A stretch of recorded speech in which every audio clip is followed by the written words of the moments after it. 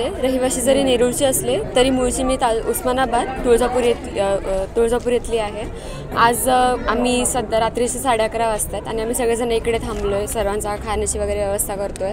खरं तर खूप भरून येतंय की एवढा लांबून लोक येत आहेत आरक्षणाच्या मागणीसाठी। आमचे मामासाहेब श्री मनोजी जरांगे पाटील यांच्या एका हाकेवरती खरं तर हे आरक्षण आमच्या हक्काचं आहे आणि मला असं वाटतं की आम्हाला भेटायलाच हवं, कारण आमच्यासारखे जे मध्यमवर्गीय घरातले विद्यार्थी आहेत ते खूप जास्त कन्फ्युज करतात त्या गोष्टीला, कारण मी स्वतःसुद्धा यातनं गेली आहे।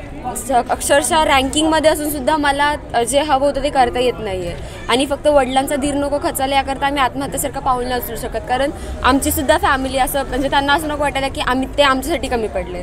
तर असं म्हणजे प्रत्येक स्टुडंट डिझर्विंग असतो सगळ्या गोष्टींसाठी, पण हे आरक्षणाचं एक तत्वमध्ये येतं आणि आमच्यासारखे डिझर्विंग स्टुडंट मागे राहतात। तर सरकारला एवढीच कळकळीची विनंती आहे की आमच्यासारखे जे डिझर्विंग स्टुडंट आहेत ॲटलिस्ट त्यांच्यासाठी तरी तुम्ही आरक्षणाचा मुद्दा उचलून धरावात। आणि हे ज्या मराठा बांधव आहेत, मी असं म्हणेन की आता आमच्यासोबत जे ते सगळेच जातीने जरी मराठा नसले तरी आमच्या कार्याला एकजूट देण्यासाठी ते मराठा म्हणून एकत्र आलेत। 350-400 वर्षांपूर्वी जे छत्रपती शिवाजी महाराजांनी साम्राज्य उभं केलं होतं सर्व जाती धर्माच्या लोकांना एकत्र घेऊन, तेच साम्राज्य वाढवण्यासाठी आज कदाचित मला वाटतं आमचे सगळे भाऊबंद इथे एकत्र जमलेत आणि त्यांच्यासाठी मायबाप सरकारनी आम्हाला आरक्षण मान्यता द्यावी आणि मनोजी जरांगे पाटलांचा आम्ही सर्वजण आदर करतो। तर सर्वांना एकच विनंती आहे, आतापर्यंत आपण भरपूर सहन केलं, सर्वांनी एकत्रितपणे मुंबईला या, आम्ही सगळे तुमच्या स्वागतासाठी उत्सुक आहोत। आरक्षण आमच्या हक्काचं आहे, ते आम्ही कोणाचंही हिरावून घेण्यासाठी मागवत नाही।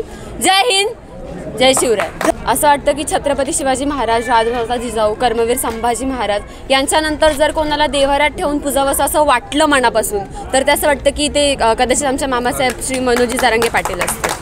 आणि त्यांनी जे कार्य हाताशी धरलंय हे असं कोणालाही जमत नाही की एखादं येऊन कसं सगळ्यांना एकत्र नाही जमा करू शकत, तर त्यासाठी एक जिद्द लागते। आपल्या मातृभूमीसाठी, आपल्या माणसांसाठी लढण्याची जी ताकद लागते ती त्यांच्यामध्ये आहे आणि त्यांना स्फूर्तता देण्यासाठी त्यांनी जे कार्य हाताशी धरलंय त्यांना अजून जास्त प्रेरणा देण्यासाठी आम्ही सगळे इथे उपस्थित आहोत। तर त्यांच्यासाठी एकदा असा मानाचा मुजरा करावा असा वाटतो। राजानंतर आम्ही कोणाला मुजरा करू तो श्री मनोज जरांगे पाटलांनाच।